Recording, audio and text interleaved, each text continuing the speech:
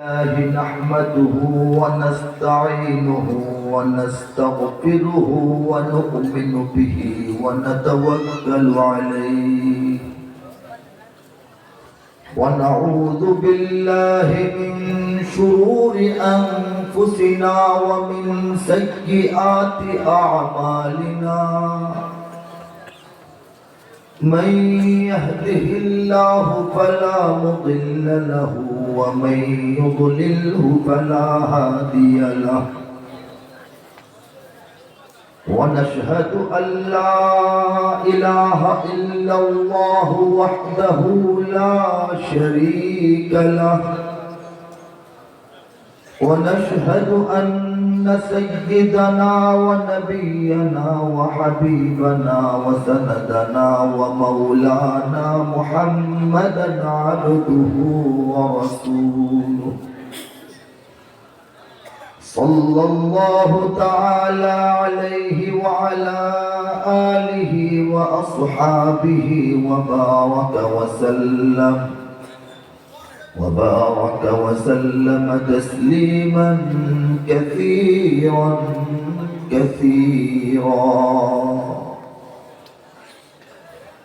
أما بعد فأعوذ بالله من الشيطان الرجيم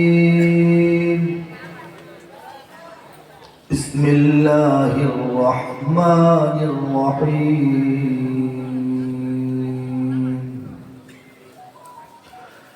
يريدون ليطفئوا نور الله بأفواههم والله متم نوره ولو كره الكافرون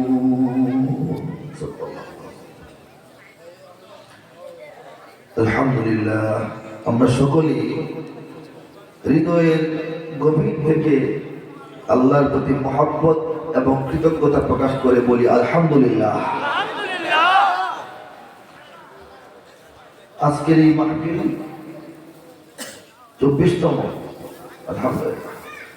আগে আরো 23 বার হয়েছে, 24 নম্বর বার হইতেছে তাফসীরুল কুরআন মাহফিল তারাগঞ্জ বাজার কেন্দ্রীয় জামে মসজিদ এবং যুব সমাজের উদ্যোগে। বলেন সুবহানাল্লাহ। এই মাহফিলের ফয়েজ বরকত আল্লাহ পাক কিয়ামত পর্যন্ত জারি রাখুন, বলি আমিন। আজকের এই মাহফিলের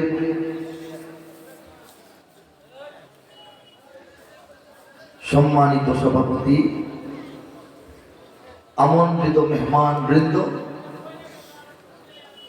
উপস্থিত বর্তমান, অতীত এবং ভবিষ্যৎ সমস্ত সময়ের শ্রেষ্ঠ সন্তান, খালি হাজার বছরের না, হ্যাঁ, সর্বকালের শ্রেষ্ঠ সন্তান ওলামায়ে কেরাম, আজিজ তলাবা, স্কুল কলেজ ইউনিভার্সিটি মাদ্রাসা ছাত্ররা, আমার সামনে উপস্থিত আল্লাহর পাগল, রাসূলের প্রেমিক, দিন দরদি, দেশ দরদি তৌহিদি জনতা, পর্দার আড়াল থেকে আমার যে সম্মানী মা বোনেরা শুনছেন, সবাইকে অন্তরের গভীর থেকে শুকরিয়া এবং মোবারকবাদ। আল্লাহ পাক রব্বুল আলামিন দুনিয়ার মানুষকে যত প্রকার নিয়ামত দান করেছেন, নাকি করেন নাই? জোরে বলি, করেন নাই? সবই তো নিয়ামত। আপনাদের কিছু নাই, এটাও নিয়ামত, বলেন সুবহানাল্লাহ। আপনাদের ঘর বাড়ি নাই, এটাও নিয়ামত, বলেন সুবহানাল্লাহ। আর আপনাদের যে আল্লাহ সন্তান দেন নাই, এটাও আল্লাহর নিয়ামত, বলেন সুবহানাল্লাহ। আপনি কিছুই পাইলেন না, এটাই পাইলেন, বলেন সুবহানাল্লাহ। যত প্রকার নিয়ামত আল্লাহ পাক দান করেছেন, বড় দাগে এটা কয়েক প্রকার। প্রথমত, টাকা পয়সা, বাড়ি গাড়ি, ধন দৌলত, হীরা জহরত, মণি মুক্তা, সহায় সম্পদ ইত্যাদি, বলেন সুবহানাল্লাহ। তৃতীয় নম্বর, মানুষের মান সম্মান, ইজ্জত আবরু, প্রভাব প্রতিপত্তি, ক্ষমতা, চেয়ার, বলেন সুবহানাল্লাহ। তৃতীয়ত, মানুষের সৌন্দর্য, সুন্দর চেহারা, সুন্দর স্বাস্থ্য, সুস্থ শরীর, এটা আল্লাহর পক্ষ থেকে বড় নিয়ামত, করেন আলহামদুলিল্লাহ। চতুর্থ, উত্তম সন্তান, উত্তম স্ত্রী, উত্তম পরিবার, উত্তম বংশ, বলেন সুবহানাল্লাহ। আরো আছে মানুষের চিন্তা ভাবনা, জ্ঞান, বুদ্ধি, মেধা, প্রতিভা, দক্ষতা, অভিজ্ঞতা, এইগুলিও বড় নিয়ামত, বলেন সুবহানাল্লাহ। এই সমস্ত নিয়ামত যা বললাম, এই নিয়ামতগুলি আল্লাহ পাক দুনিয়ার সমস্ত মানুষকে দান করেছেন, শুধু মুসলমানদেরকে নয়। নাকি খালি মুসলমানদের? দুনিয়ার ধন সম্পদ খালি মুসলমানদের? সুন্দর চেহারা খালি মুসলমানদের? হ্যাঁ, বরং দেখা যায় দুনিয়াতে ধন সম্পদ কাফের মুশরিকদের বেশি। ঠিক বলে বলেন? ঠিক সম্মানে কিছু নাই। দুনিয়াতে ধন সম্পদ কাফের বেঈমানদের বেশি, ঠিক কিনা বলেন? দুনিয়াতে ক্ষমতা কাফের বেঈমানদের বেশি, ঠিক কিনা বলেন? জ্ঞান, বুদ্ধি, বিজ্ঞান, এই সেই তাদের বেশি না? অনেক দিক দিয়ে তারা বেশি। হয়তো দেখা যাবে দুনিয়ার মধ্যে সবচেয়ে সুন্দর সুন্দর মানুষ, তারাও হয়তো কাফের মুশরিকদের মধ্যে বের হবে। চেহারা সুন্দর হতে পারে না? পারে কিনা? চেহারায় নূর না থাকতে পারে, সুন্দর থাকতে পারে কিনা? তাইলে আমরা যে আল্লাহর জন্য জীবন কুরবান, সিজদা করতে করতে আমরা জীবন কেটে দিচ্ছি, না খায়া রোজা রাখতেছি, তারপর জমিন বেচে খেত হজ করতেছি, আমরা যে আল্লাহর জিকির করতেছি, ফিকির করতেছি, আল্লাহর মহব্বতে আমরা যে কত কিছু মনে চাই কিন্তু করি না, হারাম আছে না? মনে চায় কিন্তু হারাম, এই জন্য খাই না। মনে চায় হারাম, এই জন্য দেখি না। মনে চায় হারাম, এই জন্য করি না। এরকম অনেক কিছু আছে না? এই যে কষ্টের জীবন, এই যে অনেক কিছু না করার জীবন, এই যে নিজেকে সংযত রেখে, নিয়ন্ত্রণে রেখে সুন্দরভাবে চালানোর জীবন, এই যে আল্লাহর ইবাদত, বন্দেগী, দাসত্ব, গোলামি করতেছি, আমরা তো লসে আছে নাকি? সবকিছু ওরা বেশি পাইছে, ক্ষমতা বেশি, টাকা পয়সা বেশি, ধন দৌলত বেশি। রব্বুল আলামিন দাওয়াত দিয়া আসল খাবারটা আমাদের জন্য রেখে দিয়েছেন, আমাদেরকে দিয়ে দিয়েছেন খাওয়ার জন্য। অন্যদেরকে ওই বিস্কুট, চানাচুর, চিপস দিয়ে দিয়েছেন। বুঝছেন না? আসল জিনিসটাকে আসমানের নিচে, জমিনের উপরে আল্লাহর সমস্ত নিয়ামতের শ্রেষ্ঠ নিয়ামত হচ্ছে ঈমান। ঠিক কিনা জোরে বলেন? এই ঈমান আমরা পাওয়ার পর আর কিছু পাইলাম কি পাইলাম না, কম পাইলাম না বেশি পাইলাম, এই হিসাব করাটাও জায়েজ না। কাফের মুশরিক বেদিনরা ঈমান পায় নাই। ঈমান যেহেতু পায় নাই, আসল খাবার পায় নাই, খানা পায় নাই, এদেরকে এখন চানাচুর, বিস্কুট, মুড়ি টুড়ি দিতে হবে না? হ্যাঁ, তারা এইগুলি খেয়ে আছে আর নাচতেছে, সব পাই গেছে, আসলে পায় নাই। আসল তারা আল্লাহর দাওয়াতি মেহমানই না। বলে সুবহানাল্লাহ। এই ঈমান কি সস্তা না দামি? জোরে বলেন, সস্তা না দামি? সহজ না কঠিন? অত্যন্ত কঠিন। এই ঈমান পাওয়া সহজ কথা নয়। হযরত নূহ আলাইহিস সালাম, আল্লাহর নবী না, তার ছেলের কি ঈমান নসিব হয়েছে? হযরত ইব্রাহিম আলাইহিস সালাম কত বড় নবী, খলিলুল্লাহ, বলেন সুবহানাল্লাহ। মিল্লাত আবিকুম ইব্রাহিম হুয়া সাম্মাকুমুল মুসলিমিন। আল্লাহ বলেন তোমাদের জাতির পিতা হচ্ছেন ইব্রাহিম, আর তিনি তোমাদের নাম রেখেছেন মুসলিমিন। বলেন সুবহানাল্লাহ। সে আমাদের সকলের যে পিতা, ওনার পিতা কি ঈমান নসিব হয়েছে? মূর্তি পূজারী মুশরিক ছিলেন। হযরত লূত আলাইহিস সালামের স্ত্রী, সহধর্মিণী, জীবন সঙ্গিনী, অর্ধাঙ্গিনী, যত সুন্দর ভাষায় বলেন লাভ নাই, ঈমান নসিব হয়। এক বিছানায় ঘুমায়া, এক ঘরে থাকিয়া, এক পাতিলে খায়া নবীকে চিনে নাই, তার স্বামীকে চিনে নাই, স্বামীর প্রভুকে চিনে নাই। বলেন নাউযুবিল্লাহ। আমাদের নবী সরওয়ারে কায়নাত, তাজদারে দু আলম, আফতাবে মদিনা, মেহতাবে মদিনা, মুহাম্মদ মুস্তাফা মুরতজা মুজতবা সাল্লাল্লাহু আলাইহি ওয়াসাল্লাম আপন চাচা লালন পালন করলেন, বড় করলেন, খাওয়াইলেন, পিন্দাইলেন, ঘুরলেন, বেড়াইলেন, গোসল করাইলেন, গায়ে তেল মেখে দিলেন, বেড়াইলেন, তারপর ব্যবসা পাতি শিখাইলেন, যুবক বয়সে বিয়ে শাদী করাইলেন, আজীবন কাফেরদের অত্যাচার থেকে রক্ষা করার চেষ্টা করলেন। কিন্তু সেই চাচা কি ইমান নসিব হয়েছে? লোকটা তো খারাপ না, চিন্তায়, ভাবনায়, জ্ঞানে, গুণে, বুদ্ধিতে, হ্যাঁ, মক্কার সেরা সর্দার, সর্দার হওয়ার মতো সব, চোর না, বাটপার না, সব, কিন্তু ইমানদার হতে পারলেন না। ইমান সহজ না কঠিন? সেই কঠিন ইমান মহান আল্লাহ রাব্বুল আলামিন আমারে আপনারে দেয়া দিয়েছেন। আমরা কোন গাতাত করে রয়েছি? আমরা কোন ভালো জায়গায় থাকি?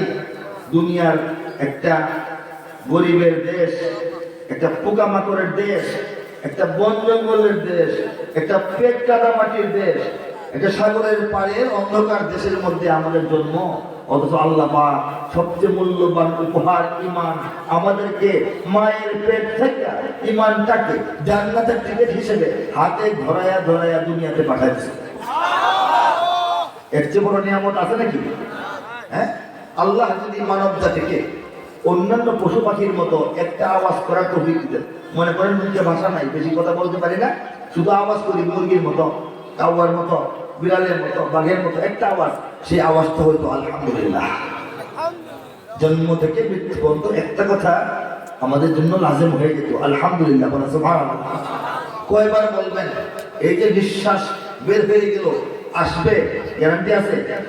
আসলো, এটা যে বের হবে টাইম মতো, গ্যারান্টি আছে? যতবার আসে, যতবার যায়, যতবার আসে, যতবার যায়, একবার করে আলহামদুলিল্লাহ বলা দরকার ছিল। এখন নিঃশ্বাসে নিঃশ্বাসে যদি আলহামদুলিল্লাহ বলেন, জীবনে আর কি করতে পারবেন বলেন? করা যাবে? আল্লাহ এত কঠিন করেন নাই, তবে আলহামদুলিল্লাহ বললে অন্তর থেকে বলতে হবে। আল্লাহ ঈমান দান করেছেন, এই ঈমান দুর্দান্ত শক্তিশালী ঈমান, ঠিক কিনা বলেন? যে ঈমান হযরত মুসা আলাইহিস সালামকে সাগরের তলদেশ দিয়ে রাস্তা তৈরি করে দিয়েছিল পার হওয়ার জন্য, যে ঈমান হযরত ইব্রাহিম খলিলুল্লাহ আগুনের কুণ্ডকে পবিত্র বাগান বানিয়েছে, যে ঈমানের জোরে 3 লক্ষাধিক খ্রিস্টান সৈনিকের বিরুদ্ধে 3000 মুসলমানের বিজয় হয়েছিল, সেই ঈমান আল্লাহ পাক আমাদেরকে দান করেছেন। বলে সুবহানাল্লাহ। আমরা কারা কারা ঈমানের সৈনিক? হাত তুলবো। কারা কারা ঈমানের সৈনিক? নারায়ে তাকবীর, লিল্লাহি তাকবীর। ঈমানের সৈনিকেরা ভয় পেও না, রাত্রি আধার হচ্ছে বলে, যত রাত হোক না আধার আসবে সকাল সময় হলে। রাত অন্ধকার, চারিদিকে বিপদ আপদ, মুসলমানদের বিপদের সীমা নাই, ভয়ের কিছু নাই। রাত জীবিত হয়েছে, ভোর অবশ্যই হবে। রাত জীবিত লম্বা হচ্ছে, লম্বাই হইতেছে, মানে ভোর কাছে আসতেছে, ঠিক কিনা বলেন?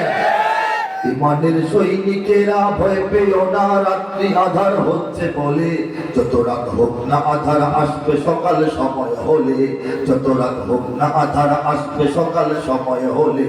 এ স্বাধীন জন্মভূমির লক্ষ্মীরা সব প্রস্তুতি নাও, দিন বদলে এ লড়াই লড়তে হবে শক্তি সাহস বুদ্ধি বলে। ইসলামের দুশমন আছে না? ওরা ইসলাম যদি চায় বাদ দিতে সংবিধান থেকে, বাংলাদেশের সংবিধান থেকে রাষ্ট্র ধর্ম ইসলাম বাদ দিতে চায়, এমন লোক আছে না? বলে না ইসলাম পছন্দ হয় না, রাষ্ট্র ধর্ম ইসলাম ভাল লাগে না, থাকবে না, রাখবো না, বলনেওয়ালা ছিল কিনা বলেন? ইসলাম নাই নাকি সে নাই? ইসলাম নাই নাকি সে নিজেই না? ওরা ইসলাম যদি চায় বাদ দিতে সংবিধান থেকে, আমরা ঘুমায় থাকবো? মোরা ইসলাম দিয়ে এই রাষ্ট্রটাকেই রাখবো ঢেকে। ওরা কোরআনকে অসম্মান যদি দেয় দেখবো সেকে, কাপড়ের পরবো কাপড় গায়ে শহীদের রক্ত মেখে, শহীদের রক্ত ধারায় এদেশের পাড়ায় পাড়ায় শহীদের রক্ত ধারায়, এদেশের পাড়ায় পাড়ায় সময়ের এক ইশারায়, সময়ের এক ইশারায় লক্ষ আগুন উঠবে জ্বলে। ইমানের সৈনিকেরা ভয় পেও না, রাত্রি আধার হচ্ছে বলে, যত রাত হোক না আধার আসবে সকাল সময় হলে। কাজেই দুশ্চিন্তাগ্রস্ত হওয়া, হতাশ হওয়ার কিছু নাই। আল্লাহ পাক আমাদেরকে বলতেছেন, অন্য কেউ বললে বিশ্বাস করা যায় কি না যায় চিন্তা করতাম, আল্লাহ বলছেন এটা কি অবিশ্বাস করার কথা? আল্লাহ স্বয়ং বলতেছেন ওয়ালা তাহিনু ওয়ালা তাহজানু, হতাশ করো না, দুশ্চিন্তা করো না, দুঃখ করো না। বলেন সুবহানাল্লাহ। ওয়া আনতুমুল আ'লাউন, তোমাদেরই বিজয় হবে। কে বলছেন? কার বিজয় হবে? আমাদের হবে। আল্লাহ বলছেন ইন কুনতুম মুমিনিন, যদি তোমরা প্রকৃত মুমিন হয়ে থাকো, মুমিন হতে পারো, তোমাদের বিজয় তোর পাও। ঠিক কিনা বলেন? আমরা কি প্রকৃত মুমিন হইতে পারছি কি পারছি না? এই পরীক্ষা দিলে আমার মনে হয় 90 রূপে না পাইলেও 33-এর কম পাইতাম না ইনশাআল্লাহ। কি বলেন? বাংলাদেশের মুসলমানরা ইমানের পরীক্ষায় ইনশাআল্লাহ ফেল করবে না। আমরা তো সেই সব মুমিন, আল্লাহ রাসূলের বিরুদ্ধে কোন চক্রান্ত যদি হয়, খবরটা যদি জানে আসে, আমরা সঙ্গে সঙ্গে মিছিলে। ঠিক কিনা বলেন? আমরা সেই সব মুমিন, সমস্ত রকমের যোগাযোগ ব্যবস্থা বন্ধ রাখার পরেও ইমানের ডাক যখন আসছিল, আমরা রাতের অন্ধকারে পায়ে হেঁটে হেঁটে ঢাকা শহরের শাপলা চত্বরে গিয়ে হাজির হয়েছিলাম।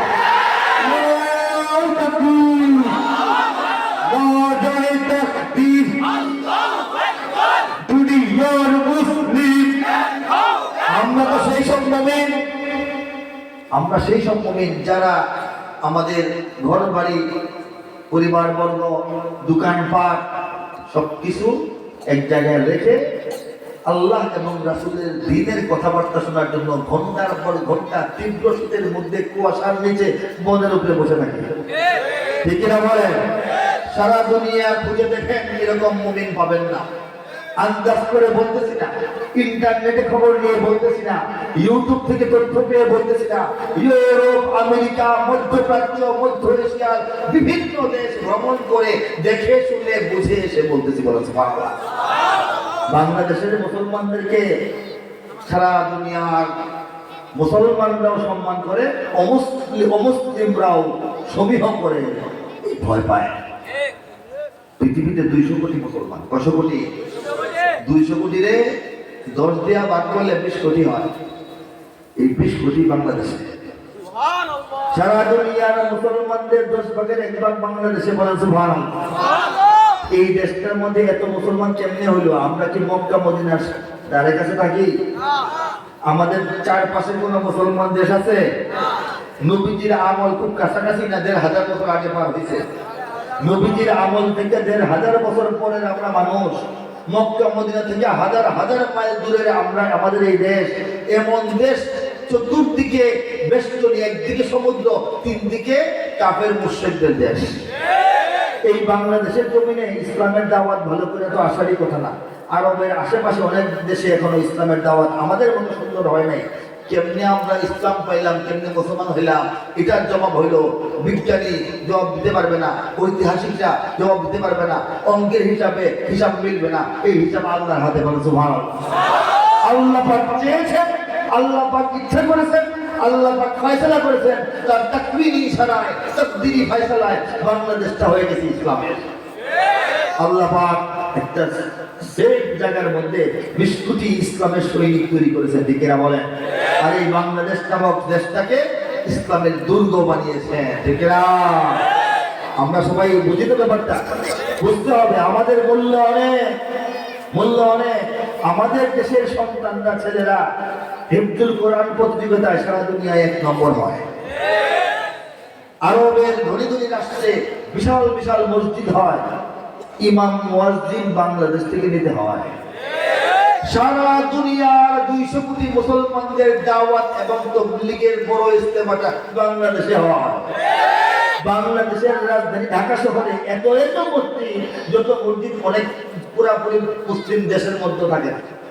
আপনি পুরা দুবাইয়ে কয়টা মসজিদ, পুরা কাতারে কয়টা মসজিদ, পুরা কুয়েতে কয়টা মসজিদ, পুরা বাহরাইনে কয়টা মসজিদ, গুইনা আসেন আর ঢাকা সিটির মসজিদ করে। ঢাকা শহরকে সারা দুনিয়ায় বলা হয় সিটি অফ মস্ক, মসজিদের শহর বলে। সুবহানাল্লাহ। কোন দুনিয়াতে মসজিদের শহর নামে কোন শহর আছে? মসজিদের শহর বলা হয় এমন কোন শহর আছে?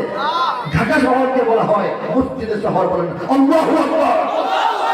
ঢাকা শহরের প্রত্যেকটা অলিতে গলিতে ঢুকার সময় মসজিদ, নিচে চলে মক্তব, মাঝখানে আরো দুইটা, নিচে চলে মাদ্রাসা, শেষে আরেকটা, সেখানে চলে মাদ্রাসা। গলিতে গলিতে তিনটা চারটা মাদ্রাসা মসজিদ ভরপুর বলে। সুবহানাল্লাহ। আল্লাহ পাক দান করেছেন। কে দান করেছেন? আল্লাহ পাক। ঠিক না? এদেশে আল্লাহু আকবারের সুরে সূর্য ওঠে, এদেশে আল্লাহু আকবারের সুরে সূর্য ডোবে, এদেশে আল্লাহু আকবারের সুরে সূর্য ওঠে, এদেশে আল্লাহু আকবারের সুরে সূর্য ডোবে। এদেশের পাল্লা মাঝি কিষান মজুর সবার ঠোঁটে, শোনো রে লা ইলাহা ইল্লাল্লাহর জিকির ওঠে। এদেশের পাল্লা মাঝি কিষান মজুর সবার ঠোঁটে, শোনো রে লা ইলাহা ইল্লাল্লাহর জিকির ওঠে। ইমানের তপ্ত আগুন জ্বলছে সবার বুকে বুকে, ইমানের তপ্ত আগুন জ্বলছে সবার বুকে বুকে। সে আগুন দেশ হতে দেশ দেশান্তরেও চলতে হবে। আমার সঙ্গে উচ্চারণ করেন, গিয়ে দেখেন কলিজার 4 গুণ বড় হয়ে যাবে। মনে হবে আমরা এদেশের বাড়াতিয়া না, আল্লাহ পাক মুসলমানদেরকে এই দেশের মালিক বানাইছেন। হাত তুলে এদেশে আল্লাহু আকবারের সুরে সূর্য ওঠে, এদেশে আল্লাহু আকবারের সুরে সূর্য ডোবে। ওরা কি না বলে? এদেশের পথে ঘাটে, এদেশের বাজার হাটে, এদেশের এদেশের এদেশের এদেশের এদেশের এদেশের গঞ্জ গ্রামে খোদার নামের তাসবিহাতে কত পীর আউলিয়াদের অশ্রু ঝরে গভীর রাতে। যেদেশের সন্তানেরা ভক্ত মেটায় কোরআন বুকে, সেদেশে আল কোরআনের শাসন কায়েম করতে হবে। এদেশে আল্লাহু আকবারের সুরে সূর্য ওঠে, এদেশে আল্লাহু আকবারের সুরে সূর্য ডোবে। এই দেশে প্রতিদিন ফজরের সময় আল্লাহু আকবারের আযান শোনার পরে সূর্য ওঠে। প্রতিদিন আল্লাহু আকবার আযানের টাইম হইতেই সূর্যটা ডুবে। ঠিক না বলে? এই দেশটা কি মামুলি রে? এই দেশকে নিয়ে আমেরিকার টেনশন, এই দেশকে নিয়ে রাশিয়ার টেনশন, এই দেশকে নিয়ে ভারত ইন্ডিয়ার টেনশন, এই দেশকে নিয়ে ইসরায়েলের টেনশন, এই দেশকে নিয়ে চীন জাপানের টেনশন, এই দেশকে নিয়ে ফ্রান্স ইটালি জার্মানির টেনশন। তারা টেনশন টেনশন। এত মুসলমান এই দেশে কবে কেমনে হয়ে গেল? ঠিক কিনা বলে? আমরা সবাই রাসূলুল্লাহ জোরে বলেন সাল্লাল্লাহু আলাইহি ওয়াসাল্লাম শ্রেষ্ঠ নবীর শ্রেষ্ঠ উম্মত। এর চেয়ে বড় গৌরব আর কি আছে বলেন? এরপরে ভাত 2 বেলা খান না 3 বেলা খান, এই চিন্তাই করার দরকার নেই। কোন রকমের গড়াইতে গড়াইতে জীবনটা পার করে খালি কবরের গাঁথা দিয়ে পড়ে দেখেন আপনার জন্য কি অপেক্ষা করতেছে। কোন রকম গড়ায় গড়ায় কোন রকম কবরের গাঁথা পর্যন্ত গিয়ে নামতে পারলে দেখবেন আল্লাহ পাক আপনার জন্য কি রেখেছেন। বলেন সুবহানাল্লাহ। হ্যাঁ, এই হচ্ছে আমাদের বাস্তবতা। আমাদের নবী সেই নবী যে নবীকে বলা হয় হাবিবুল্লাহ। কি বলা হয়? আল্লাহর হাবিব। আর মুসলিম জাতির পিতা যে নবী হযরত ইব্রাহিম, তাকে বলা হয় খলিলুল্লাহ। বলেন সুবহানাল্লাহ। খলিলুল্লাহ অর্থ আল্লাহর বন্ধু, হাবিবুল্লাহ অর্থ আল্লাহর বন্ধু। দুইটাইতে বন্ধু, পার্থক্য আছে না? পার্থক্যটা সুন্দর বলবো। খলিলুল্লাহ আল্লাহর সেই বন্ধুকে বলা হয় যে বন্ধু তার মাওলার জন্য সমস্ত কিছু করতে পারে। আগুনে ঢুকতে পারে, ঢুকেন নাই? নিজের সন্তানকে কুরবানি করতে পারে, করেন নাই? করেন নাই? নিজের সন্তান, কচি সন্তান, শিশু সন্তানকে আল্লাহর হুকুমে মরুভূমির মধ্যে ফালায় রেখে চলে আসতে পারে, পারেন নাই? ইব্রাহিম আলাইহিস সালাম আল্লাহর জন্য সব করেন নাই? তো খলিলুল্লাহ হচ্ছেন এমন বন্ধু, সেই বন্ধু যে বন্ধু আল্লাহর জন্য এমন কিছু বাকি নেই করতে পারে না, সব করতে প্রস্তুত। আর হাবিবুল্লাহ হচ্ছেন আল্লাহ সেই বন্ধু যে বন্ধুর জন্য স্বয়ং আল্লাহ সব করতে প্রস্তুত। বলে সুবহানাল্লাহ। সহজ পার্থক্য। খলিলুল্লাহ সেই বন্ধু যে বন্ধু তার মাওলার জন্য সব করতে পারেন, হাবিবুল্লাহ সেই বন্ধু যে বন্ধুর জন্য আল্লাহ নিজেই সব করতে পারেন। সেই বন্ধুর আমরা উম্মত বলেন সুবহানাল্লাহ।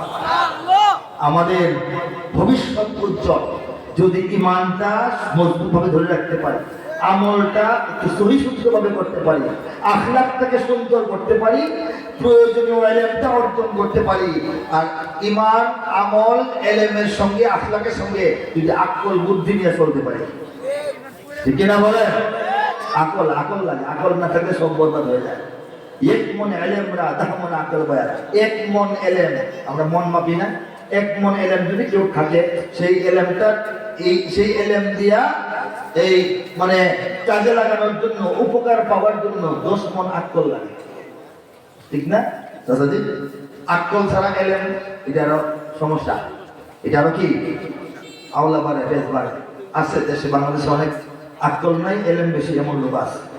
যাই হোক, আমরা যে কথা বলতেছিলাম, এই দেশটা স্বাধীন হয়েছে একটা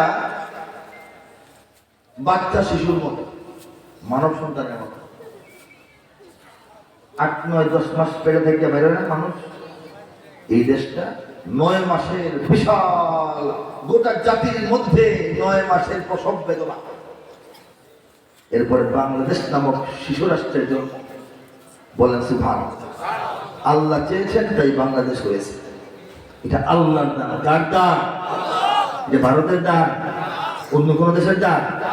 আল্লাহ ফয়সালা করছেন এই জায়গাটাকে আলাদাভাবে চিহ্নিত করবেন, এখানে 20 কোটি মুসলমান দিবেন। এই বাংলাদেশ জন্ম নিছে পর থেকে আজকে পর্যন্ত 50 বছরের বেশি হয়ে গেছে না? 50টা বছর ধরে এদেশে ইসলাম বিরোধী শক্তি ইসলামকে নষ্ট করার জন্য, ইসলামকে নিচু করার জন্য, ইসলামকে পিছে ফেলার জন্য, ইসলামকে এই ঢাকে রাখার জন্য, ইসলামকে এদেশের মানুষের মন থেকে মুছে দেওয়ার জন্য, ইসলামকে এই দেশের তরুণরা, যুবকরা, নতুন প্রজন্ম, তাদের দিল দেমাগ, চিন্তা ভাবনা, মন মানসিকতা থেকে ইসলামকে দূর করার জন্য এরা crore crore billion billion dollar pound খরচ করেছে। ইসলামের দুশ্মন কারা? বাংলাদেশের 1 নম্বর। দেশি বিদেশি অনেক এনজিও গ্রামে গঞ্জে কাজ করে, তলে তলে ইসলামের বিরুদ্ধে কাজ করে। আমাদের মা বোনদেরকে ল্যাংটা বানিয়ে বাইর করতে চায়, আমাদের সন্তানদের মক্তবে টাইম বরাবর তারা স্কুলে টাইম দেয়, ঠিক কিনা বলেন? দানের নামে, টাকার নামে, কম্বলের নামে, চিকিৎসার নামে, হাসপাতালের নামে, ওষুধের নামে ওরা ঈমান হরণের কাজ করছে। 1 নম্বর। চিন্তা তো, সতর্ক থাকবেন না। 2 নম্বর, এদেশের রেডিও টেলিভিশন যত মিডিয়া আছে এর মধ্যে শতকরা প্রায় 98টা, 100টার মধ্যে 98টা দিন রাত 24 ঘন্টা তাদের খবরে, সংবাদে, নাটকে, সিনেমায়, আলাপ আলোচনায়, টক শোতে, অনুষ্ঠানে ইসলামকে ডাউন দেওয়ার চেষ্টা করে। আর অনেক বড় বড় জায়গায় বসা নাস্তিক, মুরতাদ, লেখক, সাহিত্যিক, কবি, বুদ্ধিজীবী, আলোচক, গবেষক, তারা তাদের লেখায়, কবিতায়, তাদের ছন্দে, তাদের এই প্রবন্ধে, নিবন্ধে, তাদের বই, পুস্তক, পত্রিকায় ইসলামের বিরুদ্ধাচরণ করে। এই বহুরূপী ইসলামের বিরুদ্ধে যে ষড়যন্ত্র, এই ষড়যন্ত্রের কারণে ইসলাম ধ্বংস হয়ে যাওয়ার কথা, ইসলামের নাম নিশানা মুছে যাওয়ার কথা। কিন্তু আল্লাহ কি বলেছেন?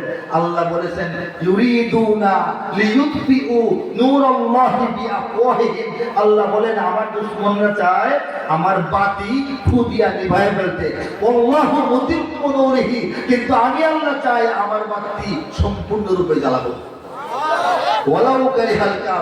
যদিও আমি আমার বাতি জ্বালাইলে কাফেরদের পছন্দ হয় না, ভালো লাগে না, তারা হাই হাই করে, তারা ক্রোধ দেখায়, টকশোর মধ্যে চিল্লাচিল্লি করে, সংসদে চিল্লাচিল্লি করে।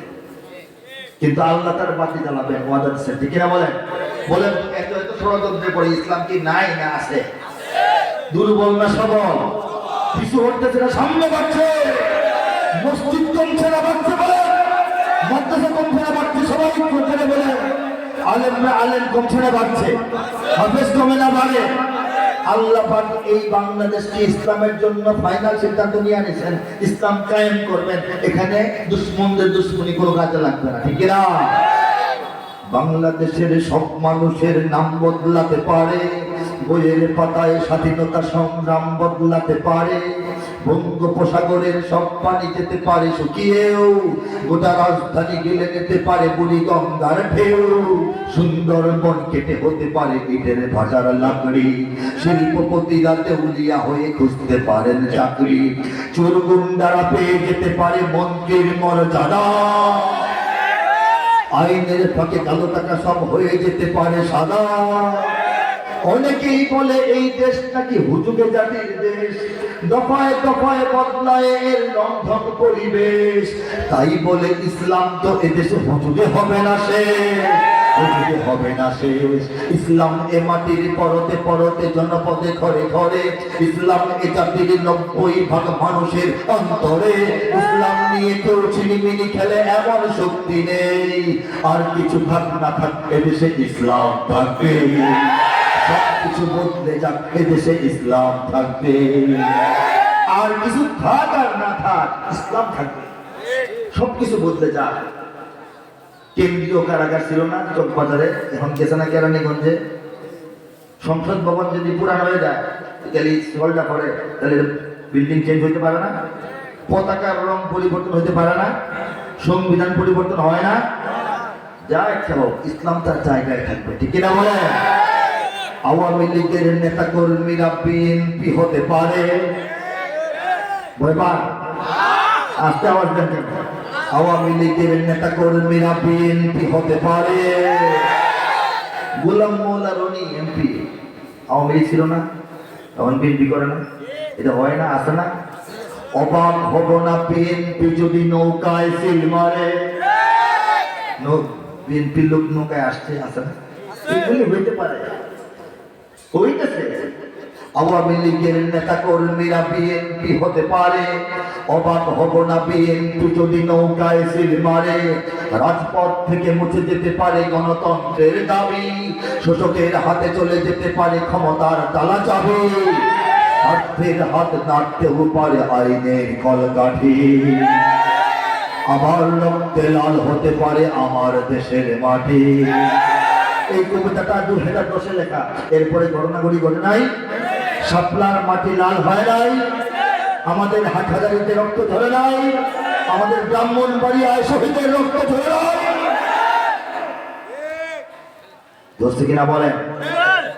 স্বার্থের হাত নাড়তেও পারে আইনের কলকাঠি, আবার রক্তে লাল হতে পারে আমার দেশের মাটি, ক্লাইভের সাথে হতে পারে ফের মির্জাফরের সন্ধি, ব্রিটিশ সেনানায়ক এই লর্ড ক্লাইভের সঙ্গে বাংলাদেশের মির্জাফরের আলাপ সালাপ হয়েছিল না, সন্ধি হয়ে গেছিল না, মির্জাফরি করে নাই, বাংলাদেশের মির্জাফরের সন্তানরা আছে না, বিদেশের লোকে দেশ বিক্রি আলাপ করার লোক আছে না, করতেছে না, করতেছে কিনা? দেশ বেঁচতে থাকো, যার যেখানে মন চায় বেশ, দলিল তো অনেক নকল দলিল হয়ে গেছে, আমরা কিন্তু দখল ছাড়বো না, ঠিক কিনা? বলে আমার পিছনে কি অবস্থা? দেশ বিক্রি হতে থাক, আমরা দখল ছাড়বো না, ঠিক কিনা? এখানে লোভের চোখ দিলে চোখ উপরে ফেলা হবে, আগ্রাসনের হাত বাড়ালে হাত চুরমার করে দেওয়া হবে।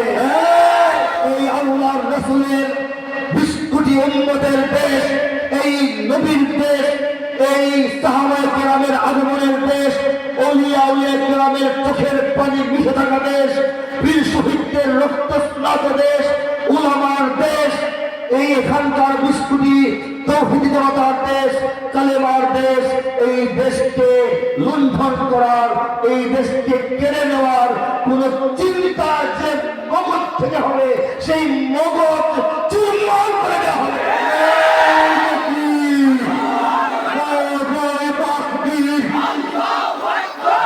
ইসলামের শত্রুরা হুশিয়ার সাবধান, তিনি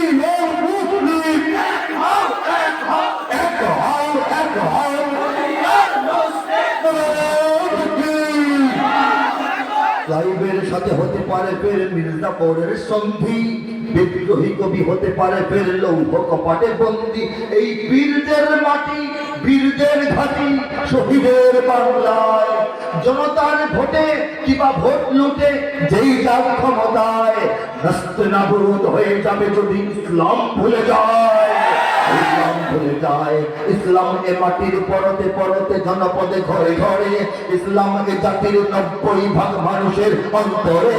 ইসলাম নিয়ে কেউ ছিনিমিনি খেলে এমন শক্তি নেই। আর কিছু থাক না থাক এদেশে ইসলাম থাকবে, সবকিছু বদলে যাক এদেশে ইসলাম থাকবে। আর কিছু থাক না থাক এদেশে ইসলাম থাকবে। ইসলাম এদেশে কে আছে এত দুর্বল? আমাদের নবীজি, সবাই বলেন সাল্লাল্লাহু আলাইহি ওয়াসাল্লাম, 40 বছর বয়সে নবুয়ত লাভ করেন। 40 বছর বয়সে নবী হন। নবী হওয়ার পর মক্কা শরীফে থাকেন 13 বছর। অত্যাচার, নির্যাতন, জ্বালাতন, কত রকমের অপমান, তাই না? মদিনায় গিয়া হায়াত পেয়েছেন আর 10 বছর। মদিনায় 10, মক্কায় 13, হইল 23। আর নবী হওয়ার আগে 40, এই 63 বলেন সুবহানাল্লাহ। মনে হয় সংক্ষিপ্ত জীবন। 63 বছর বয়সে তো মারা গেলে আমরা কই না, হা লোকটা তাড়াতাড়ি চলে গেল। মাত্র ঘরটা বাঁধছিল, থাকা হলো না, বলি না আমরা? তো আল্লাহর নবী সাল্লাল্লাহু আলাইহি ওয়াসাল্লাম সারা দুনিয়াটা নির্মাণ করার জন্য আসছিলেন, অথচ হায়াতটা 63 বছর। মনে হয় না খুব কম? হ্যাঁ, কিন্তু এই 63 বছর তো না, 40 বছর তো নবী হন নাই। 40 বছর পর্যন্ত তোমরা চাকরি নাই। চাকরি আল্লাহ দিয়েছেন কখন? 40 বছর। তাইলে আগে 40 বাদ দেন, ওনার ব্যক্তিগত জীবন, পারিবারিক জীবন দিচ্ছে, তাই না? কিন্তু ওনার যে মিশন, ওইটা শুরু হয়েছে 40 বছর থেকে। 40 থেকে 23 বছর, বেশি না কম? মক্কায় আবার 13 বছর। লড়াচড়ার সুযোগ নাই, কথাবার্তা বলার সুযোগ নাই, দেখা সাক্ষাতের সুযোগ নাই, মিটিং করার সুযোগ নাই, মিছিল করার সুযোগ নাই, প্রকাশ্যে ইবাদত করাও সমস্যা। এই 13 বছর কি উনি মন খুলে, প্রাণ খুলে, ইচ্ছা মতো, প্রয়োজন মতো অফিস নিয়ে কাজ করতে পারছেন? এই 13 বাদ দেন, তাহলে কয় বছর? মদিনায় স্বাধীনতা লাভ করছেন, মক্কা থেকে মদিনা যাওয়ার পর স্বাধীনভাবে 10টা বছর। বলেন পৃথিবীর ইতিহাসে কোন ব্যক্তি বা কোন শক্তি বা কোন রাষ্ট্র আছে 10 বছর ক্ষমতায় থাকা অবস্থায় গোটা দুনিয়াকে বিজয় করে ফেলছে? আছে? এই 10টা বছরে তিনি কিয়ামত পর্যন্ত হাজার হাজার কোটি উম্মত যারা আসবে তাদের জন্য জীবন ব্যবস্থা দান করে গেছেন। তিনি মদিনা শরীফে একটা রাষ্ট্র কায়েম করতেন। পৃথিবীর ইতিহাসে সর্বপ্রথম লিখিত সংবিধান রচনা করেছেন। তিনি সমাজ ব্যবস্থা, রাষ্ট্র ব্যবস্থা, অর্থ ব্যবস্থা, বাণিজ্য ব্যবস্থা এবং আমাদের এটাকে বলে এই সহ সমস্ত প্রশাসনিক কার্যক্রম করেছেন। মুসলমানদের নতুন জাতি, নতুন রাষ্ট্র মদিনার জন্য সেনাবাহিনী গঠন করেছেন।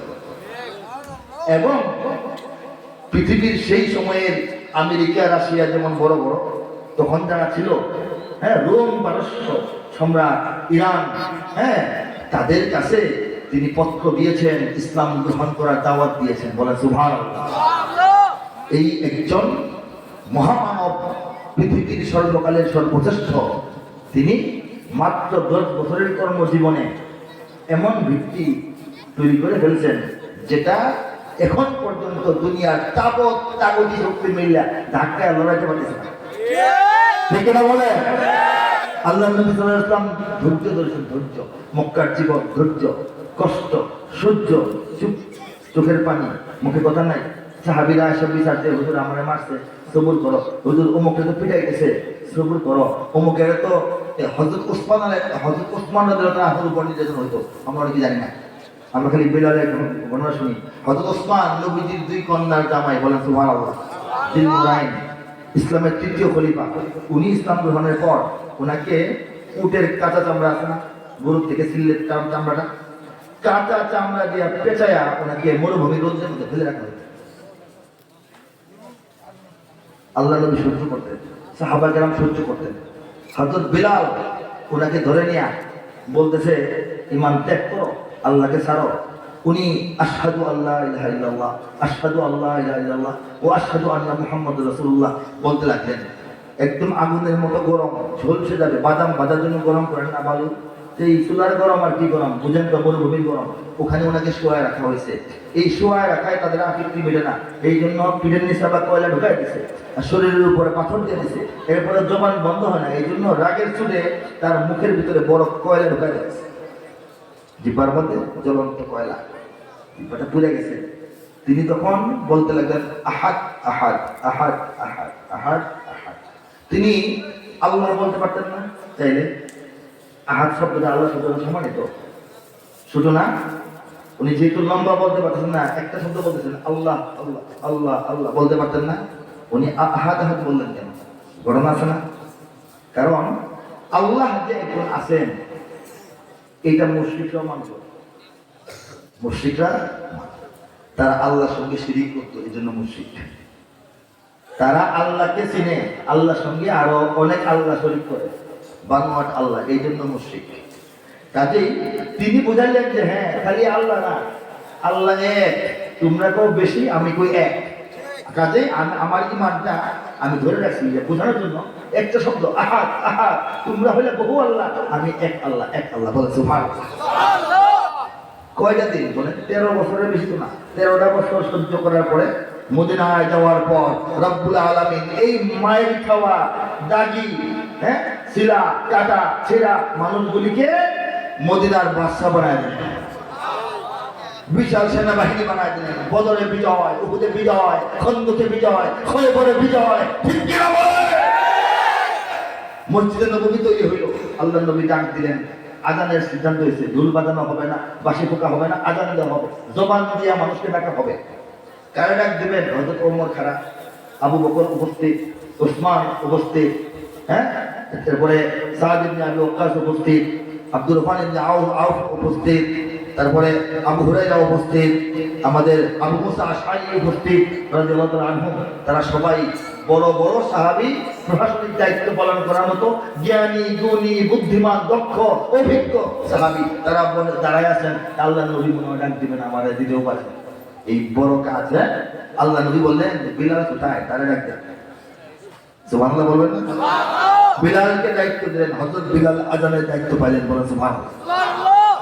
মদিনায় যাওয়ার পর হযরত বিলাল মুয়াজ্জিন হওয়ার পর যারা নতুন নতুন মুসলমান হইতো সাহাবী, নতুন মুসলমান নতুন সাহাবী, তারা নবীজি কাছে এসে বলতো, ইয়া রাসূলুল্লাহ, বিলাল ভাই সাহেব যে আযান দেয় উনার তো আশহাদু বলতে পারে না, আশহাদু বলতে পারে না, বলে আশহাদু, শিন বলতে পারে না, শিন বলে আশহাদু আল্লাহ ইলাহা ইল্লাল্লাহ, আশহাদু আন্না মুহাম্মাদুর রাসূলুল্লাহ। তো আমাদের মদিনার মসজিদ প্রথম মসজিদ, এখানে যদি একটু উচ্চারণটা সুন্দর হতো ভালো হতো। পরামর্শ, নবীজি বললেন, হ্যাঁ তোমরা তো এই দিন মাত্র মুসলমান হইছো, তোমরা তো জানো না যে বেলাল এখানে মুয়াজ্জিন হওয়ার সুযোগটা পাইছে আশহাদুটা হারানোর কারণে, আশহাদু উচ্চারণ করার ক্ষমতা হারানোর কারণেই সে তোমাদের যে শ্রেষ্ঠ। আর আশহাদু কইতে না পারার কারণ তোমরা জানো না, তার উপর কি জুলুম হয়েছে, কেন সে আশহাদু বলে, এই ইতিহাস তোমরা জানো না। কাজে বিলালের মর্যাদা তোমরা কেমনে বুঝবা? সে যে আশহাদু করতে পারে না, আর এই জন্য তো বিলালকে আমি তাকে দিয়েছি। তো আমি এটাই বুঝাইলাম, এই যে আল্লাহর রাসূল সাল্লাল্লাহু আলাইহি ওয়াসাল্লাম 10 বছরের মিশন চালায় গেলেন, এখন দুনিয়াতে 200 কোটি মুসলমান দুরূদ শরীফ পড়ে, 200 কোটি, বলেন সুবহানাল্লাহ। আগামী 50, 60, 65, 70 বছরের মধ্যে পৃথিবীর সবচেয়ে বেশি সংখ্যা হয়ে যাবে মুসলমানদের।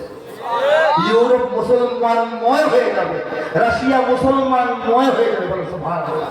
সেদিনের অপেক্ষা আমরা আছি না? হে যুবক, তুমি বাঙালি হও কিংবা ইন্ডিয়ান, কিংবা জার্মান, জাপানি, কিংবা চাইনিজ, রাশিয়ান, স্প্যানিশ, ড্যানিশ, ফরাসি, কিংবা ব্রিটিশ, আমেরিকান, আরবি, আজমি, ইরানি, তুরানি, তুর্কি, আফগান, মুসলমান, তুমি তো মুসলমান। হে যুবক, তুমি বাঙালি হও কিংবা ইন্ডিয়ান, কিংবা জার্মানি, জাপানি, চাইনিজ, রাশিয়ান, স্প্যানিশ, ড্যানিশ, ফরাসি, কিংবা ব্রিটিশ, কিংবা আমেরিকান, আরবি, আজমি, ইরানি, তুরানি, তুর্কি বা আফগান, তুমি তো মুসলমান।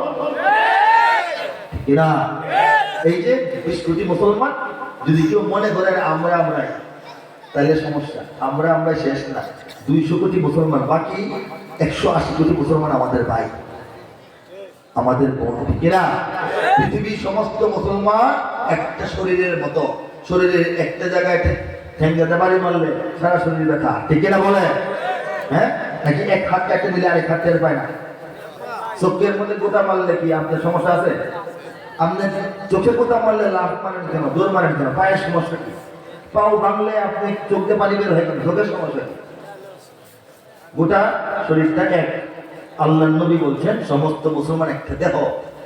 এই জন্যই ইরাকে যখন জুলুম হয় আমাদের উপর সেই জুলুম আসে, আরাকানের মুসলমানদেরকে যখন হত্যা করা হয় আমাদের শরীর থেকে রক্ত ঝরে।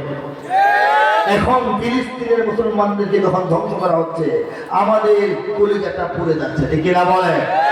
ফিলিস্তিনের পক্ষে কারা হাত তোলে? লিল্লাহু তাকবীর, লিল্লাহু তাকবীর। দুনিয়ার মুসলিম, দুনিয়ার মুসলিম, ইসলামের শত্রুরা, ইসলামের শত্রুরা, দ্বীন ইসলাম, দ্বীন ইসলাম। এই কথাগুলি মনে রাখতে হবে, আমাদের সন্তানদেরকে নাতি নাতকে এই স্লোগান শিখাইতে হবে। এইগুলি হচ্ছে মুসলিম জাতির জাতীয় স্লোগান বলে। আমি আর কি শোনাবো, আপনাদের কি মনে চায় একটু আমাকে বলেন। হ্যাঁ, আপনারা বলে আওয়াজ দিলে সহজ হবে। সময় তো আমি আমার আজকের মাহফিল হলো এই 24শে ডিসেম্বর, তাই না? 24শে ডিসেম্বর একটু পরে শেষ। এই আজকের মাহফিল কালকে টেনে নেবো না ইনশাআল্লাহ। হ্যাঁ, ইঞ্চি ইঞ্চি মাটি, ঠিক আছে? ইঞ্চি ইঞ্চি মাটি সোনার চাইতে খাঁটি, নগদ রক্ত দিয়ে কেনা। শত্রু বাহানাদার একটি কোনাও তার কেড়ে নিতে কেউ পারবে না। রঙের তুলিতে আকাশ বুঝের ছায়া ঢাকা সুজলা সুফলা পরিপাটি। লক্ষ শহীদ গাজী রেখেছে জীবন বাজি, করেছে স্বাধীন এই মাটি।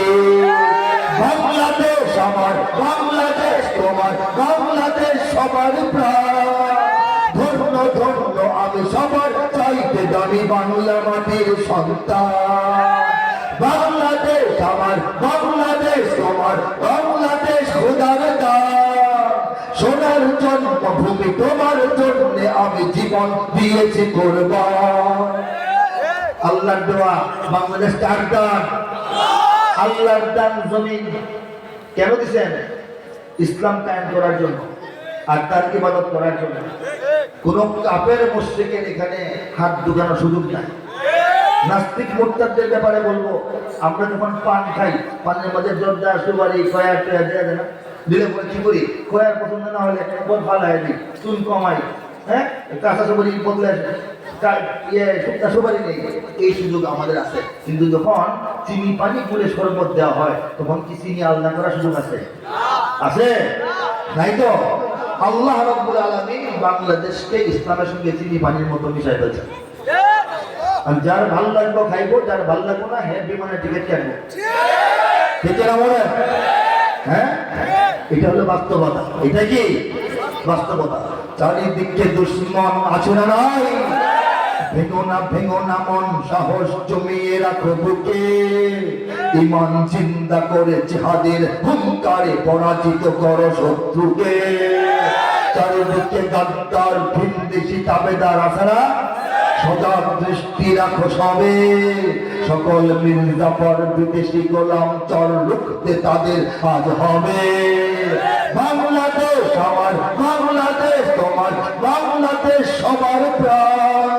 ধন্য ধন্য আমি সবার চাইতে দামি বাংলা মাটির সন্তান। বাংলাদেশ আমার, বাংলাদেশ তোমার, বাংলাদেশ খোদার দান। সোনার জন্মভূমি তোমার জন্য আমি জীবন দিয়েছি কোরবান। সময় তো কম, আমার যাইতে হবে ঢাকা, ফজরের পরে ক্লাস নিতে হবে মাদ্রাসায়। কাজেই আমি আশা করছি 9টার সময় মঞ্চে আনতে একটু কোনো দেরি হয়ে গেছে, যে জন্য সময়টা কম হয়ে গেছে। আচ্ছা, আস্তে আস্তে ইনশাল্লাহ হবে। এই পর্যায়ে যে হবে, এই পর্যায়ে আমি 2-3 মিনিট সময় নিতেছি। আমার হাতে একটা গ্রন্থ আপনারা দেখতে পাচ্ছেন, একটা বই বলেন, কিতাব বলেন, গ্রন্থ বলেন, এই গ্রন্থটার নাম হচ্ছে আল কোরআনের কাব্যানুবাদ। আল কোরআনের কাব্যানুবাদ বিষয়টা কি? কোরআন শরীফের অনুবাদ সরল বাংলায় না, কবিতায় কবিতায়। বলে সুবহানাল্লাহ। পৃথিবীতে কোরআন নাজিল হওয়ার ১,৫০০ বছর, ১,৫০০ বছরে দুনিয়ার অনেক দেশে অনেক ভাষায় পবিত্র কুরআনুল কারীমের তরজমা, অনুবাদ এবং তাফসীর রচিত হয়েছে। বলেন সুবহানাল্লাহ। কিন্তু যথাযথভাবে নিয়ম কানুন মেনে কামা হাক্কুহু পৃথিবীর কোন দেশে কোন ভাষায় সম্পূর্ণ কোরআনের ধারাবাহিক বিশুদ্ধতার কাছাকাছি গ্রহণযোগ্য মাত্রা, সাহিত্য মান ঠিক রেখে, ভাষার মান ঠিক রেখে, ছন্দ মিল ঠিক রেখে, অন্ত মিল ঠিক রেখে, আরবি থেকে বাংলা অনুবাদের নিয়ম কানুন ঠিক রেখে, আল্লাহর কালামের মহত্ব, গুরুত্ব, তাৎপর্য, বরত্ব, আভিজাত্য রক্ষা করে কোরআনের কবিতায় পূর্ণাঙ্গ অনুবাদ কোন দেশে কোন ভাষায় পূর্ণাঙ্গ রূপে হয়েছে বলে কোন সঠিক গ্রহণযোগ্য তথ্য এখন পর্যন্ত নাই। আল্লাহ মহান রব্বুল আলামিন তার দয়ায়, মায়ায়, কৃপায়, ইচ্ছায়, সিদ্ধান্তে, ফয়সালায়, সাহায্যে, ভিক্ষায় তার এই বান্দাকে দিয়ে বাংলা ভাষায় পৃথিবীতে সর্বপ্রথম কোরআনের পূর্ণাঙ্গ কবিতায় অনুবাদের কাজটি করাইছেন। অন্য কোনো ভাষায় হয় নাই, শুধু বাংলায় না। আমি একটা পৃষ্ঠা শোনাবো না। أعوذ بالله من الشيطان الرجيم بسم الله الرحمن الرحيم আশ্রয় চাহি আল্লাহ, যেন শয়তান দূরে রয়। শুরু করিলাম আল্লাহর নামে, দয়ালু করুণাময়। আরেকভাবে তর্জমা করেছি, বিতাড়িত শয়তান থেকে চাই আল্লাহর আশ্রয়, আল্লাহর নামে যিনি দয়াবান, পরম করুণাময়। সূরা আর রহমানের শেষ পৃষ্ঠার কিছু আয়াত আপনাদেরকে আমি শোনাচ্ছি। كأنهن الياقوت والمرجان فبأي آلاء ربكما تكذبان هل جزاء الإحسان إلا الإحسان فبأي آلاء ربكما تكذبان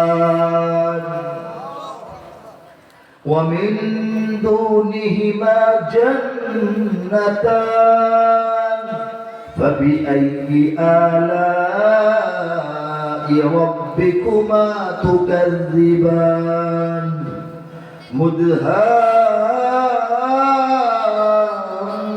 مدهامتان فبأي آلاء ربكما تكذبان তেলাওয়াত দীর্ঘায়িত করব না, তর্জমা শেষ পৃষ্ঠার তর্জমা করছি। উলামায়ে কেরাম শুনবেন, বেশি ভালো বোঝা করে। পদ্মরাগ ও প্রবালের মতো হারা দীপ্যমান, পদ্মরাগ ও প্রবালের মতো। ইয়াকুত ওয়াল মারজানের শুদ্ধ বিশুদ্ধ অনুবাদ হচ্ছে এটা। পদ্মরাগ ও প্রবালের মতো হারা দীপ্যমান, তবে তোমাদের প্রতিপালকের মানিবে না কোন দান। ফাবিআইয়ি আলাই রাব্বিকুমা তুকাযযিবান, তবে তোমাদের প্রতিপালকের মানিবে না কোন দান। উত্তম কাজে উত্তম ছাড়া কিবা হবে প্রতিদান, তবে তোমাদের প্রতিপালকের মানিবে না কোন দান।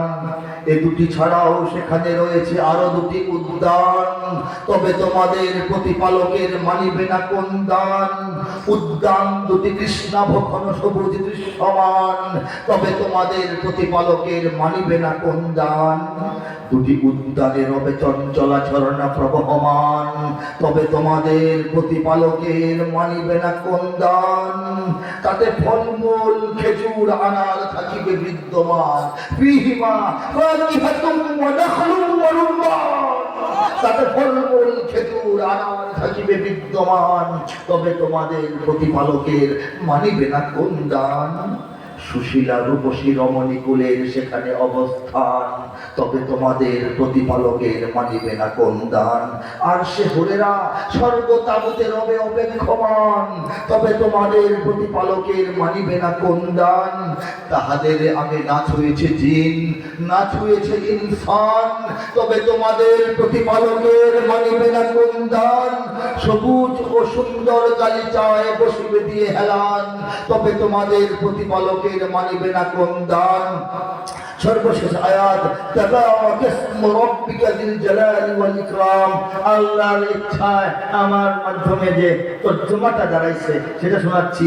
কত সুমহান হে নবী তোমার রবের নামের শান, কত সুমহান হে নবী ব্র্যাকেটে তোমার রবের নামের শান। মহান অনুভব গৌরবময় তিনি মহামহিয়ান। ঠিক এইভাবে এই তালে এই মিলে এই সৌন্দর্যে সম্পূর্ণ কোরআনের 114 সূরা, 6000-এর অধিক আয়াত, ছোট আয়াত, বড় আয়াত, সরল আয়াত, জটিল আয়াত, সহজ আয়াত, কঠিন আয়াত, বাড়ি আয়াত, লম্বা আয়াত, সমস্তগুলি আয়াতের ধারাবাহিকভাবে আয়াত টু আয়াত, ভাব থেকে অনুবাদ নয়, মূলানুবাদ আল্লাহ পাক সম্পূর্ণ কাজটা এক ভলিউমে একসাথে করাইছেন মাত্র 240 দিনে। দিন মানে 8 মাস। 8 মাসে আল্লাহ পাক সম্পূর্ণ কোরআনটার কবিতায় অনুবাদ মিলাই দিয়েছেন, অন্তরের মধ্যে ঢেলে দিয়েছেন। আমি লিখে গেছি। এইটাকে ব্রেন দেওয়া একটা লম্বা আয়াতের তর্জমা কবিতা মিলান তো 2 বছর লাগবে। আমি এই যে আল্লাহু নূরুস সামাওয়াতি ওয়াল আরদ, এটা তর্জমা মিলাম। এটা বাংলা তর্জমা, সরল তর্জমা বলে দাঁড় এটা। এটা কবিতায় আনন্দ দেখি কেমন সম্ভব, আল্লাহ না আসলে কেমন সম্ভব, আমার পক্ষে সম্ভব? এই যে জমি খেতি বাদ বন্ধনের আয়াত, মিরাসের আয়াত তো আরবিটাই কঠিন, বাংলা আরো কঠিন, জটিল ব্যাপার, হিসাব নিকাশ, কমানো যাবে না, বাড়ানো যাবে না, যা নাই তা লেখা যাবে না। এইটাকে কবিতায় আনা সহজ ব্যাপার। আল্লাহ চেয়েছেন, আল্লাহ দান করেছেন, এই জন্য হয়েছে। আমি যখন লিখি আমার মনে হয়েছে এটা টাইপ হইতেছে অন্য জায়গায়, আমি হইলাম দোকানের প্রিন্টার, কাগজ খালি পেপারে বাড়িতেছে। অনুভব করেছি আমি আল্লাহর কুদরত, আল্লাহর সাহায্য একদম সশরীরে আত্মা দিয়ে অনুভব করেছি। তা না হলে কোরআন শরীফ দেখতে দেখতে আর একটা খাতা মাঝে উঠাইলেও 8 মাস লাগবে। কবিতা মেলাবেন কবে? আল্লাহর ইচ্ছা হয়েছে। প্রথম 13 পারা ভাঙাচোরা বিভিন্ন সময় হয়েছে, 7 দিন, 8 দিন, 10 দিন, 2 দিন, 3 দিন বসে লিখছি। মাঝে মাঝে 2 মাস লিখি না, আবার 7 দিন লিখি, আবার 1 মাস লিখি না, 3 দিন লিখি। কিন্তু করোনা যখন আসলো, বাসার মধ্যে ঘর বসে হয়ে গেল, তখন টানা 4 মাসে 17 পারার কাব্যানুবাদ হয়ে গেল। এটা আমি চিন্তা করলাম, মাথা ঘুরে পড়ে যায়, এটা সম্ভব না, আল্লাহ না করালে সম্ভব না। আল্লাহ পাক এটাকে কবুল করুন। আল্লাহ পাক কোরআন প্রেমিকদের জন্য হেদায়েতের একটা সামান্য ওসিলা করুন, নাজাতের ওসিলা করুন। এটার মধ্যে ভুল ভ্রান্তি যদি আমার অদেখায়, অজানায়, অনিচ্ছায় হয়ে থাকে, এটা আল্লাহ পাক ধরায় দেন, এটা আল্লাহ পাক আমার হাতে আবার ঠিক করায় দেন। ওলামা কেরাম দেখতেছেন, বলতেছেন আলহামদুলিল্লাহ, এখন কোনো মন্দ রিপোর্ট আসে নাই, সব ঠিক আছে, আলহামদুলিল্লাহ। আল্লাহ পাক কোরআনের দুশমনদের জন্য এইটাকে হেদায়েতের ফয়সালা করুন। আমি সর্বশেষ কি শোনাবো? সর্বশেষ আচ্ছা, জঙ্গি নিয়ে ভঙ্গি করার সময় এবার শেষ, ঠিক না? সত্যিকারের জঙ্গি কোথায় দেখছে বাংলাদেশ? আরে ও দেশের মানুষ হইছে নিহুস, পাইছনি ভাইতে, জঙ্গি বলে আর দেখো না মোল্লা মুন্সিদের। মাদ্রাসাতেই জঙ্গি থাকে এই কথা ঠিক নয়, কলেজ বিশ্ববিদ্যালয়েও জঙ্গি এখন হয়। জঙ্গিবাদের ভয় দেখিয়ে ভিনদেশিরা খেলে, একদিকে না খালি মোল্লা মোলানা মাদ্রাসা মসজিদ দিকে, একদিকে রয়ে সব দিকে, তাই চোখটা রেখো মেলে। জঙ্গি মারো, জঙ্গি ধরো, জঙ্গি ভরো চলে, নিজের ঘরে খুঁজা দেখো জঙ্গি তোমার ছেলে। ভুল ঠিকানায় জঙ্গি খুঁজে কাটতে হবে পরে, সত্যিকারের জঙ্গি দিয়ে দেশটা যাবে ভরে। কথা ঠিক কিনা? যাচ্ছে ফিলিস্তিন সঙ্গীত শোনাচ্ছি। মুসলমানের প্রথম কিবলা তৃতীয় তীর্থঘর, মুসলমানের প্রথম কিবলা তৃতীয় তীর্থঘর। শত বাধা তবু সেখানেই বাধা আমাদের অন্তর, শত বাধা তবু সেখানেই বাধা আমাদের অন্তর। 200 কোটি মুমিনের প্রাণ এখানে আজান হাঁকে, 200 কোটি মুমিনের প্রাণ এখানে আজান হাঁকে। এসে গেছে দিন করব সঠিক পরাধীন আচরণে। আল আকসার রক্ত উঠোনে এসেছে নতুন দিন। দেখো হে মুসলিমিন, শোনো শোনো তাই ডাকছে তোমায় আহত ফিলিস্তিন, ডাকছে ফিলিস্তিন, শোনো ওই ডাকছে ফিলিস্তিন, ডাকছে ফিলিস্তিন, শোনো ওই ডাকছে ফিলিস্তিন, ডাকছে ফিলিস্তিন, শোনো ওই ডাকছে ফিলিস্তিন। দেখেরা মুসলমানদের প্রথম কিবলা। আমাকে বলে যাব, এই কিতাবটা আজকে যারা সংগ্রহ করার ইচ্ছা আছে, সামর্থ্য আছে, 1000 টাকা মূল্য। সারা বাংলাদেশে সব মার্কেটে গিয়া কিনেন, নিজে গিয়ে আনেন, লোক পাঠায় আনেন, অনলাইনে আনেন 1200। এটা আমার গাড়ি থেকে দিলে 1000। যাতে আজকে ইচ্ছা এবং সুযোগ আছে গাড়ি থেকে সংগ্রহ করে নেবেন, আমি নামার আগে। মুসলমানদের প্রথম কিবলা বাইতুল মুকাদ্দাস ছিল না? আল্লাহ চাইছিলেন যে ইহুদি নাসারারা সে আখিরি জামানার নবী আসার পরে এদের তো এলেম আসবে, তাওরাত পড়ে নাই, ইনজিল পড়ে নাই, তারা যাতে আল্লাহ নবীর শিষ্য হয়ে যায়, বর্ষতা মেনে নেয়। এই জন্য মুসলমানদেরকেও কিছুদিন তাদের সঙ্গে মিলামিশা থাকার সুযোগ দিয়েছিলেন। মদিনায় যাওয়ার পর ইহুদিদেরকে নবীজি বের করে দেন নাই, তাদেরকে নিয়েই ছিলেন, ঠিক আছে? পরে তারা নবীকে মারার ষড়যন্ত্র করে, শত্রুর সঙ্গে হাত মেলায়, মদিনার সঙ্গে গাদ্দারি করে, তখন তাদেরকে মদিনা থেকে বিতাড়িত করে দেওয়া হলো। এবং তখন থেকে নবীজির মন পেরেশান। আল্লাহ আল আকসার দিকে সবাই, খ্রিস্টানরাও, আমরাও, ইহুদিরাও ভালো লাগে না। তখন আল্লাহ পাক ঘোষণা দিলেন, অর্ডার দিলেন, অনুমতি দিলেন, মক্কার দিকে কাবা শরীফের দিকে আমাদের কিবলা হয়ে গেল। কাবাকে কিবলা বানানোর মাধ্যমে আল্লাহ পাক ইহুদি নাসারাদের বাতিল, আমরা যে হক তাদের সঙ্গে যে আমাদের চলবে না, এটা প্রমাণ করে দিলেন। তখন থেকে আমাদের দিকে তাদের হিংসা, কিন্তু আল আকসাই আমাদের প্রথম কিবলা, ঠিক না? কাজেই আল আকসা মুক্ত হোক কারা চাই, উদ্ধার হোক কারা চাই। আমরা আল আকসা উদ্ধারের জন্য দোয়া তো করতেছি। যদি 2-4টা দিন সময় দেওয়া হয়, যে 7 দিনের মধ্যে তারা যাইতে পারে, তারা যাইতে প্রস্তুত। লিল্লাহি তাকবীর, লিল্লাহি তাকবীর। আল্লাহ পাক রব্বুল আলামিন আমাদেরকে দেশ রক্ষার তৌফিক দান করুন, মুসলমানদের পাশে দাঁড়ানোর তৌফিক দান করুন, দুনিয়ার মুসলমানদেরকে নিয়ে ঐক্যবদ্ধ হওয়ার তৌফিক দান করুন, এই জাতিকে সুন্দর সমাজ, সুন্দর রাষ্ট্র উপহার দেওয়ার তৌফিক দান করুন, আমাদের মধ্যে মিল মোহাম্মত বাড়ানোর তৌফিক দান করুন, ইসলামের পক্ষে জীবন দেওয়ার তৌফিক দান করুন, রাসূলের পাকা খাঁটি উম্মত হওয়ার তৌফিক দান করুন, আল্লাহর বন্দেগী পূর্ণাঙ্গভাবে করার তৌফিক দান করুন। وآخر دعوانا أن الحمد لله رب العالمين والصلاة والسلام على سيد المرسلين. السلام عليكم ورحمة الله وبركاته. دعاء كويرادا الله كشيوبه. اللهم آمين. اللهم أنت السلام ومنك السلام، تباركت يا ذا الجلال والإكرام. ربنا آتنا في الدنيا حسنة وفي الآخرة حسنة وقنا عذاب النار. ربنا ظلمنا أنفسنا وإن لم تغفر لنا وترحمنا لنكونن من الخاسرين. ربنا لا تزغ قلوبنا بعد إذ هديتنا وهب لنا من لدنك رحمة إنك أنت الوهاب. أي الله، أي پروردگار، أي رحيم، أي رحمن يا رب العالمين. أي پروردگار আপনি ক্ষমাকারী, আপনি ক্ষমা করতে ভালোবাসেন, কাজে আমাদেরকে মাফ করে দেন। আমাদের সামনে পিছে ডাইনে বাইরে অন্তরে বাইরে খালি গুনাহ আর গুনাহ, কালো কুচকুচে হয়ে গেছে, আমাদেরকে দয়া করে ধুয়ে মুছে সাফ করে আপনি কোলে তুলে নেন। আয় রব্বুল আলামিন, আমাদের জীবনের সমস্ত গুনাহ খাতা মাফ করে দিন।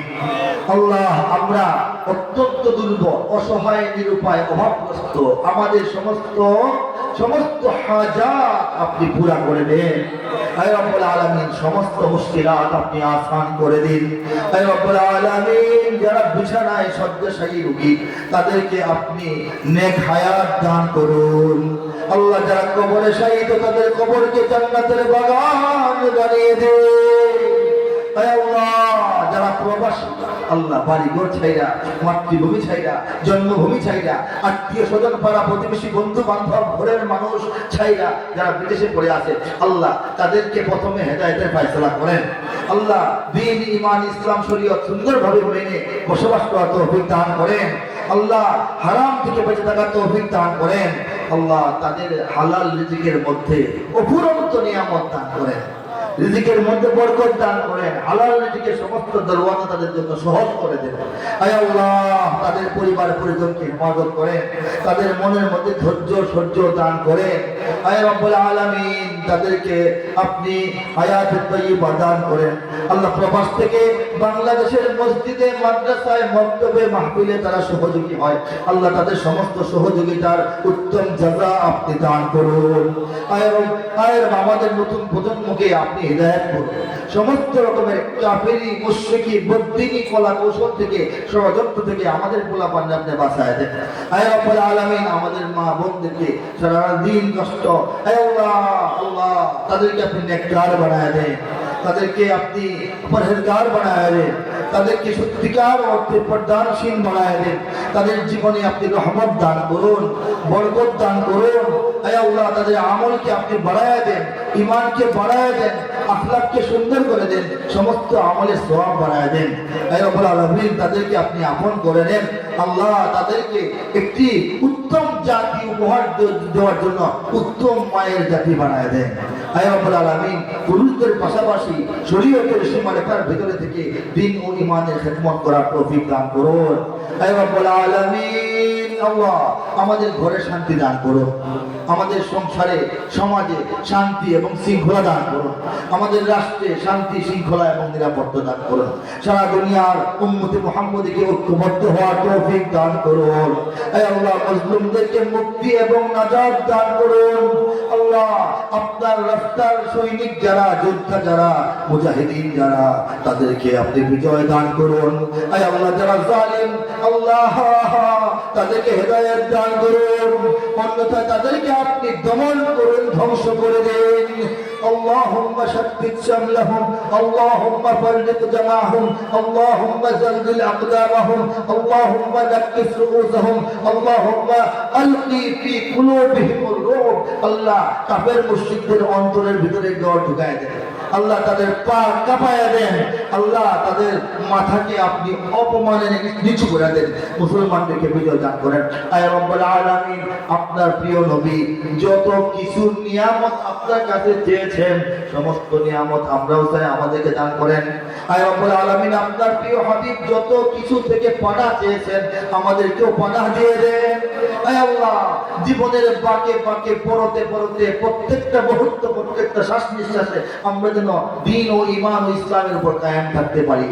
আর আয় আল্লাহ মৃত্যুর সময় সহি শুদ্ধ পূর্ণাঙ্গ সাজানো গুছানো আপনার পছন্দনীয় ঈমান নিয়ে যেন দুনিয়া থেকে বের হয়ে কবরের দেশটা পার হয়ে আপনার সামনে গিয়ে দাঁড়াইতে পারে।